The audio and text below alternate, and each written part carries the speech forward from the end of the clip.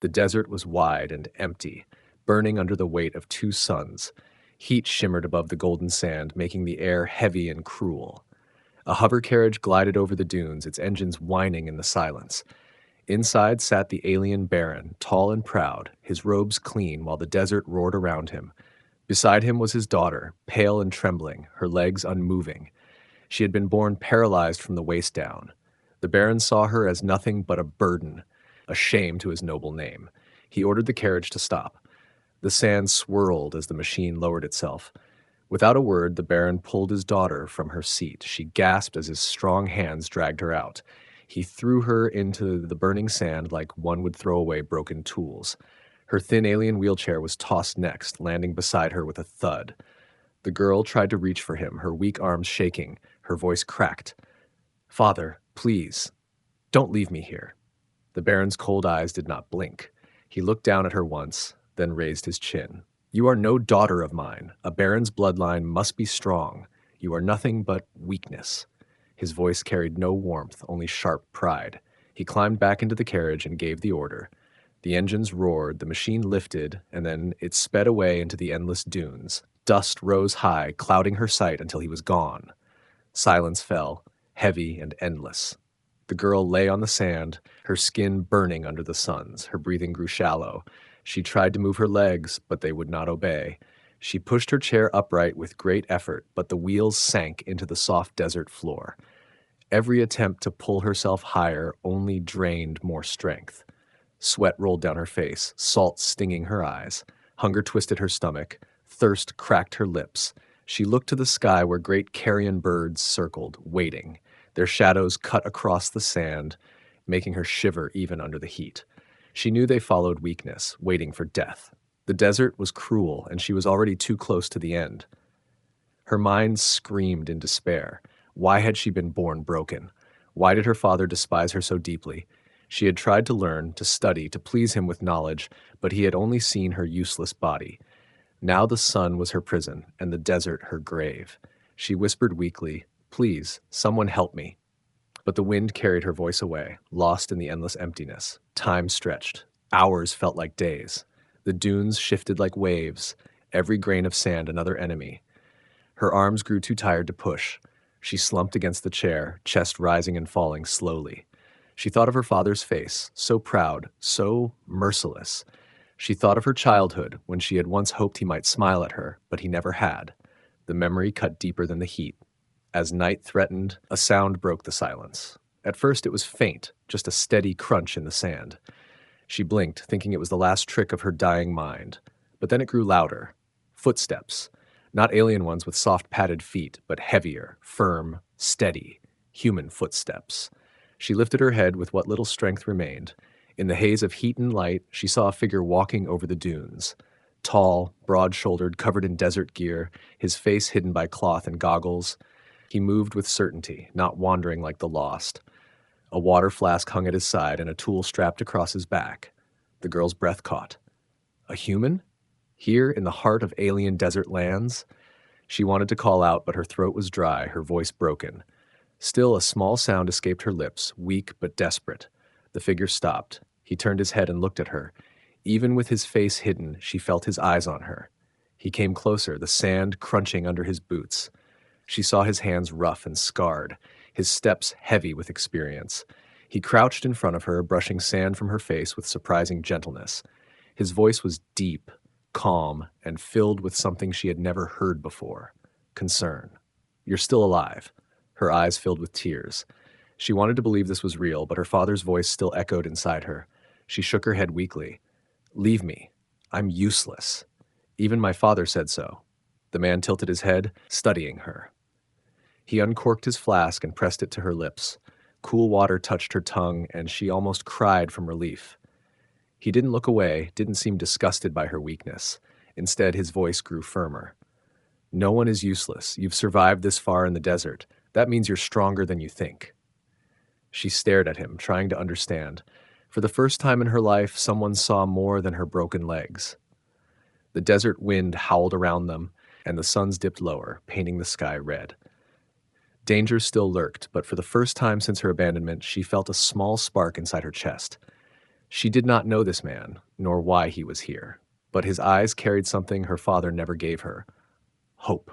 And as the desert night drew near, she realized her story was not yet over. It had only just begun. The human lifted her gently from the burning sand, his arms strong but careful as if she might break. She tried to resist, weak hands pushing at his chest, but her strength was gone. "Put me down," she whispered, her voice dry and broken. He ignored the words, only adjusting his grip to make her more comfortable. The desert wind cut across them, carrying the sound of distant howls, sharp and hungry. He walked with steady steps, each boot sinking deep into the dunes as if he had done this 100 times before. The girl's eyes moved to the horizon. The sun dipped lower, but the heat still stung her skin. She thought of her father again, his cold stare, his final words. Shame burned hotter than the desert. She wanted to vanish into the sand rather than be carried like a helpless child. "Why are you doing this?" she asked, her head resting weakly against his shoulder. He didn't answer at once. His breath was heavy, but his pace never slowed. Finally he said, "Because I couldn't walk past someone left to die." The words were simple, spoken like fact, not kindness. Still, they pressed into her chest in a way she didn't understand. He stopped at the shadow of a broken dune wall. Setting her down, he pulled out scraps of cloth and poles from a worn pack. With quick, practiced hands, he built a small shelter against the wind. She watched, half amazed, half doubtful. Who was this man who wasted his strength on her? Night crept in. The temperature dropped fast, the desert turning from fire to ice. The man lit a small flame, its glow pushing back the dark. He gave her water again, letting her sip slowly, then handed her a strip of dried food. Her lips trembled as she chewed. For the first time in her life, someone fed her, not out of duty, but out of choice. When the silence grew long, she whispered, "I was abandoned because I'm worthless." The words hurt to speak, but they slipped out before she could stop them. The man looked at her, eyes reflecting the firelight. "That's what he told you," he said firmly. "But it's not true. I see something else in you, something even your father was blind to." She shook her head. "You don't know me." Her voice cracked between anger and despair. "You don't know what I am." The man leaned closer, his voice low, steady. "I know this. Your eyes are still sharp, even after everything. You're still fighting inside. Weak people don't look at me like that." Her heart pounded. No one had ever spoken to her that way. She wanted to believe him, yet fear chained her thoughts. She turned her face away, ashamed of the tears burning her cheeks. Then the howl of predators echoed nearer, chilling the night. Shapes moved in the distance, glowing eyes circling like sparks in the dark. The human stood, gripping a metal rod from his pack. He stepped in front of her, shielding her small frame. The beasts crept closer, their bodies long and twisted, claws scratching against the sand. She trembled, knowing she was nothing but bait in the open. But instead of panic, her mind sparked with focus. Her sharp alien eyes caught details in the shadows, the way the beasts spread, the way they stalked. "Left," she whispered. The man shifted as one lunged, striking with precision. The rod cracked against its skull, sending it tumbling. Another rushed in, teeth flashing. "Behind you," she gasped, and he turned just in time, driving the rod deep into its throat. The fight was brutal, the air filled with snarls and dust. She gave directions, her voice cutting through fear, and he moved like a weapon guided by her eyes. Together they fought, human strength and alien instinct bound as one. Finally, the last predator limped away, bleeding into the night. The fire still flickered, throwing their shadows long against the dune. Breathing hard, the man wiped the blood from his arm. He turned to her, not with pity, but with respect. She stared back, stunned at what had just happened. For the first time, she realized she had done more than survive. She had helped him win. Her chest rose and fell quickly, her eyes wide. The desert was still dangerous, her body still broken, but a strange warmth filled her. Someone had listened to her, trusted her, fought with her. She could not yet name the feeling, but it was stronger than fear. The man sat near the fire again, his gaze never leaving hers. "See?" he said quietly. "You're not useless. You're the reason I'm alive right now." Her lips parted, but no words came. The night pressed close around them, yet for the first time since her abandonment, she did not feel alone. The desert morning came harsh and bright, the suns rising like twin fires over the dunes. The man had barely slept. his body tense and ready for another attack, while she had dozed lightly in the shade of the small shelter he built. Her throat was dry again, but the water he gave her kept her alive. She watched him as he packed his few belongings, movements careful and steady, as if he had done this survival dance many times before. He glanced at her and said simply, "We keep moving. The desert doesn't forgive standing still." He lifted her into the wheelchair and tried to push, but the soft sand swallowed the wheels. She bit her lip, guilt and anger mixing in her chest. "I slow you down," she muttered, hating the words even as they left her mouth. He only shook his head and crouched beside her. "You're alive. That's the only speed that matters." Without waiting for her protest, he lifted her again, carrying her across the dunes with silent determination. Hours passed, the sun climbing higher, heat waves dancing across the endless sand. Every step drained him, but he never faltered. She stared at his face, partly hidden by cloth, and wondered what kind of man carried the weight of someone else's life so willingly. Her own father had not spared her a second glance. The thought cut like a knife. By midday, he found a wreck half buried in the sand, twisted metal and broken panels from some forgotten ship. He set her down in the shade of the wreckage and worked quickly, pulling out cloth, wires, and metal scraps. With skill born of necessity, he built a sturdier frame for her chair, fixing the wheels so they would roll easier over the dunes. She watched silently, her chest tight. No one had ever built anything for her before. When he was finished, he tested it, pushing it forward. The chair rolled smoother, not perfect, but better. He looked at her with a faint smile hidden in his tired eyes. "Now you'll travel with me, not behind me." For a moment, she could not speak. Her voice trembled when she finally whispered, "Why do you care?" He paused, leaning on the new chair. "Because I've seen people broken by the desert. They give up inside before their bodies fail. You're not like that. You're still fighting." She turned her gaze away, but inside something stirred. An ember, small but alive. She remembered how he had listened to her during the Predator attack, how he had trusted her warnings. She had felt useful, even powerful, if only for a heartbeat. The desert had always been her cage, but maybe her mind was sharper than the bars that held her. The afternoon brought more danger. A storm rose suddenly, winds tearing across the sands with a roar. The man rushed to cover her with heavy cloth, shielding her from the slicing grit. The air turned red with dust, the storm like a living beast clawing at their shelter. She coughed, her body trembling, but through the chaos she studied the way the wind moved. She noticed the dunes shifting, creating a path that could shield them if they followed it. With urgent breaths, she shouted to him, telling him where to move, which direction would save them. He listened without hesitation, guiding the chair along the path she pointed out. They fought the storm together step by step until at last they stumbled into the quiet hollow of a canyon wall. The wind raged above but could not touch them there. He dropped to the ground, chest heaving, sand clinging to his skin. She sat trembling in the chair, staring at him. "You saved us," he said simply, his voice hoarse but steady. She blinked, stunned. The words felt unreal, yet true. Her weak body had not fought the storm, but her mind had seen the way through.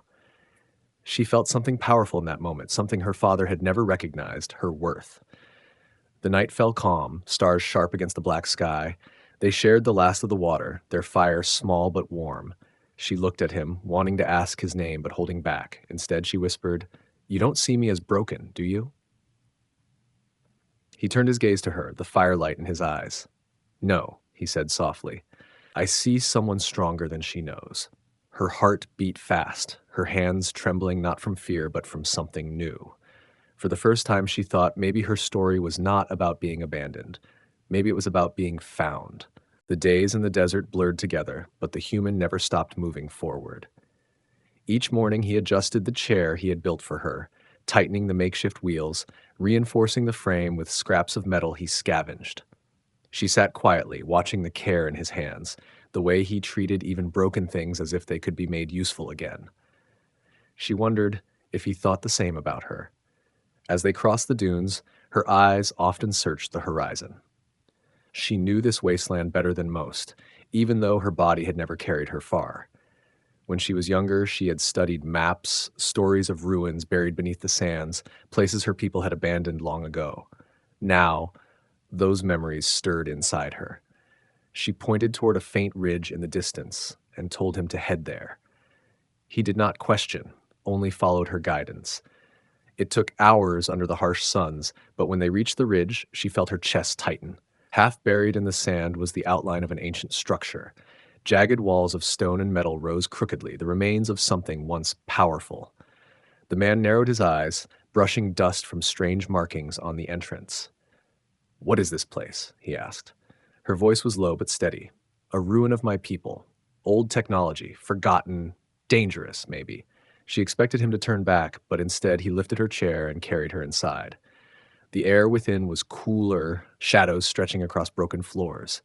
Dust floated like ghosts in the beam of his lantern.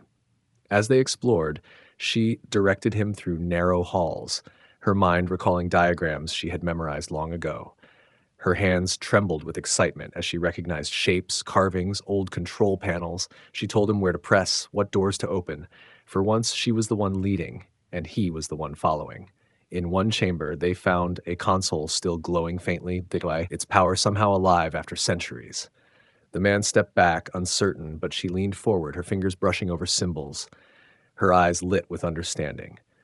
"It still works," she whispered. Her voice carried awe, but also a hunger he had never seen in her before. She explained quickly, her words rushing, that this ruin was part of a network once used to guide travelers across the desert, a lifeline of knowledge and protection. If it could be restored, it might change the lives of thousands who suffered in these lands. Her father had abandoned her, but here was something greater, proof that her mind, not her legs, held power. The man watched her closely, a small smile hidden beneath his tired features. "You're not useless," he said again, but this time it was not comfort, it was fact. She met his gaze, heart pounding, and for the first time she believed him. Suddenly, the ruin trembled. Sand poured from cracks above as the ground shifted. The storm outside had weakened the walls, and now the structure groaned as if ready to collapse. The man grabbed her chair and pulled her toward the exit, but debris crashed down, blocking the path. Dust choked the air, shadows flickering in the dying light of the console. She clenched her fists, panic fighting with focus. Her mind raced through the ruin's layout, recalling every line of the maps she had studied. She pointed to a narrow corridor half hidden by rubble. "That way," she shouted.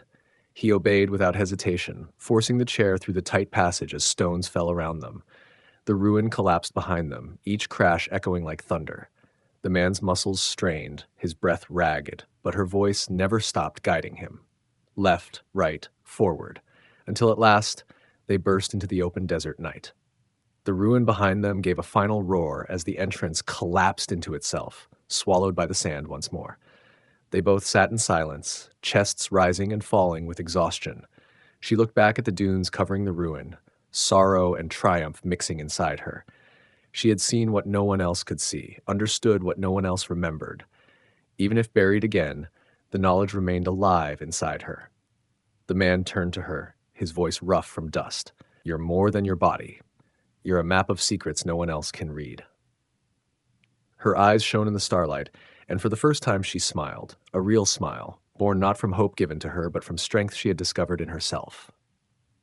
Word of their survival traveled faster than the wind. Traders whispered about the paralyzed daughter of the Baron who had not died in the desert. Some claimed a human had carried her out of the sands, others said she had uncovered old knowledge lost to time. By the time the Baron himself heard, his pride was already bleeding. To him it was not hope or miracle, it was shame. The Baron returned with soldiers, their armored beasts thundering across the dunes. The girl saw the dust cloud first, her body stiffening with fear. She recognized the banners, the mark of her father. The human stood beside her, gripping the weapon he had carried since the night of the predators. He did not move, waiting as the Baron's forces surrounded them. The Baron stepped down from his carriage, his robe untouched by dust, his expression carved from stone. He looked at her with the same cold eyes as the day he abandoned her. "You should have died," he said, his voice cutting the air. "Instead, you returned to disgrace me further."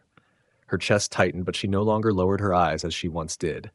"You left me to die because I could not walk," she answered, her voice trembling but strong. "Yet here I stand, alive. Not because of you, but despite you. The soldiers shifted uncomfortably, whispers running through their ranks. The Baron's face darkened. You belong to me. You will come back under my command, or you will be erased forever. His hand rose, and blades were drawn, their edges glinting in the sun. The human stepped forward, placing himself between her and the soldiers. His stance was steady, his voice calm but filled with steel. She belongs to no one. Not anymore. The soldiers sneered at him, laughing at the sight of one man against many. Yet the girl saw no fear in him, only resolve. She could feel her heart racing, fear clawing at her, but her mind burned with sharp fire. She leaned close and whispered to him, naming the weaknesses of the soldiers' formation, the blind spots in their lines. He nodded slightly, listening, trusting her guidance as he always had. The Baron's eyes narrowed. You think a broken girl and a stray human can defy me? I am power. I am law. He raised his hand again to strike, but the girl's voice cut through the silence, louder than before. No, you are a coward. You feared your own blood, so you threw her away. You are not power. You are weakness hiding behind soldiers. Her words hit like stones, and the air grew heavy. The soldiers glanced at one another, doubt flickering in their eyes. The Baron's rage boiled, his face twisted with fury. Kill them both. His order ripped through the air, and the soldiers moved as one. Sand churned as blades lifted, the desert once more becoming a battlefield. The human tightened his grip on the weapon, his jaw set. The girl gripped the sides of her chair, her eyes locked on her father. For the first time, she felt no shame, no despair. She was not the broken daughter he had abandoned. She was something else now. The storm of battle was about to fall, and the desert would decide who truly belonged to the sands. The desert sky darkened as the sandstorm rose, swallowing the battlefield in a swirling wall of dust. Soldiers coughed, their armor scraping as they struggled to see through the storm. The Baron's order still echoed, but his men stumbled blindly, blades striking only air. The girl's sharp eyes cut through the chaos, spotting movements where others saw only shadows. Her voice rang out, guiding the human. 3 steps right, strike low. He obeyed, swinging his rod, and a soldier fell into the sand with a muffled cry. Another rushed from behind, but she saw him first. Behind you! High! She shouted. The human turned swiftly, blocking the blade and driving his weapon into the soldier's side. Dust and blood mixed in the storm. Each order she gave he followed, and together they moved like a single force, one body, one mind. The Baron watched with fury from the edge of the storm, his cloak snapping in the wind. He had expected his soldiers to crush them quickly, yet one human and a paralyzed girl were cutting them down one by one.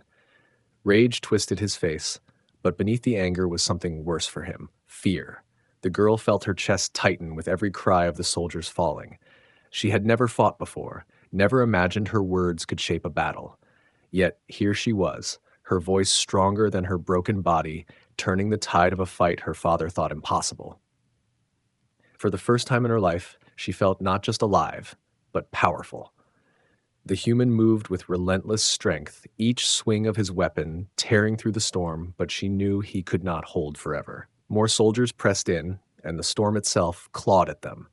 She closed her eyes, mind racing through the memories of maps and ruins. She remembered the canyon walls not far away, the way the wind shifted between them. She opened her eyes sharply. Drive them east, into the canyon. He trusted her without question, pushing forward as she commanded. Blow by blow, step by step, he forced the fight in the direction she demanded. The soldiers followed in confusion, their formation broken by the storm. When they reached the canyon mouth, the wind howled louder, funneling the storm into a sharp blade of sand. The girl shouted the final command. Now, hold here. The human planted his feet and struck with every ounce of strength left in him. The storm ripped through the canyon, slashing at the soldiers' exposed faces and tearing their ranks apart. Blinded, cut, and choking, they scattered, tripping over one another as the desert itself turned against them. The cries of defeat mixed with the storm until only silence followed. When the winds finally eased, the battlefield was empty. The soldiers were gone, fleeing into the dunes, leaving only the Baron standing at the canyon's edge. His cloak was torn, his eyes burning with rage as he stared at the daughter he had cast away. She sat in her chair, chest rising and falling, dust clinging to her skin, but her gaze was unbroken. For the first time, she looked at him not with fear, but with defiance. You failed, she said, her voice steady despite the storm in her chest. You called me weak, but I commanded a battle you couldn't win. The Baron's face twisted, his hand tightening on the hilt of his blade. You are nothing without that human, he spat. The human stepped beside her, his body battered, his weapon dripping with sand and blood. She's more than you ever were, he said coldly. The storm quieted to a whisper, but tension cut the air sharper than any blade. Father and daughter stared at one another, the desert holding its breath. The Baron had lost his men, but his pride demanded blood. He raised his weapon, stepping forward. This was no longer about soldiers, no longer about survival. It was the final reckoning between the man who abandoned her and the girl who had found her strength. The Baron's blade gleamed as he stepped closer, his steps heavy in the silence after the storm. His daughter's hands gripped the arms of her chair, her pulse hammering in her ears, but her gaze did not lower. The human stood firm in front of her, battered and bruised, ready to take the strike. The Baron sneered at him, voice sharp as a knife. You think you can stand in the way of blood? You are nothing but dust to me. He lunged forward, the blade cutting through the air. The human raised his weapon to block, the clash echoing in the canyon. The force drove him to his knees, sparks flying as metal scraped against metal. The Baron pressed harder, his strength fueled by fury, but the human's arms did not break. The girl's voice rose above the clash. Angle left! His shoulder! Now! With a grunt, the human twisted, slamming his rod into the Baron's arm. The blade wrenched sideways, cutting shallow into the sand instead of flesh. The Baron stumbled but recovered quickly, his face dark with rage. He charged again, and the duel raged back and forth, steel against iron, fury against will. The girl's heart raced as she watched, every instinct screaming that this was more than a fight. It was her choice, her future. She knew her father's patterns, the way he moved, the way pride blinded him. She called out each weakness, each flaw, her words sharper than any blade, and the human, trusting her completely, struck where she directed. At last, the Baron faltered, his breath ragged, his strikes slower. The human drove him back step by step until his heels touched the canyon edge. The sands shifted beneath him, and for the first time, fear flickered in the Baron's eyes. The girl's voice cut through the air, calm and final. You abandoned me because you feared weakness. But weakness was always you. Her father's face twisted with denial, but his footing slipped. The human struck one last time, sending the blade flying from the Baron's hands. It clattered into the sand far below as the Baron fell to his knees, beaten. The storm winds carried away his pride, leaving only silence. The girl's chest rose and fell, her eyes locked on the man who had once cast her away. She thought she would feel joy, but instead there was only a deep stillness. He had no power over her anymore. He was no longer her master, no longer her judge. She turned her chair slightly, her voice soft but unshaken. I don't belong to you. I never did. The Baron lowered his head, his shoulders slumping, and for the first time he looked smaller than the desert around him. He had lost not just a fight, but the only thing he truly feared, his control. He rose slowly, retreating into the dunes, vanishing like a shadow swallowed by the endless sands. The human dropped beside her, his chest heaving, sweat and dust covering him. His weapon slipped from his hand as he let the silence settle. She looked at him, her throat tight, her eyes burning. You saw me when no one else did, she whispered. Her voice trembled, not from fear but from the weight of truth. He met her gaze, his expression softer than she had ever seen. Because you're worth seeing. Under the night sky, the desert stretched wide and quiet. The stars burned like countless eyes above, but for the first time she did not feel small beneath them. She felt endless, unbroken, alive. The human rose, lifting her gently into the chair he had built, and together they turned toward the horizon. The desert, that had once been her grave, now felt like the beginning of something new.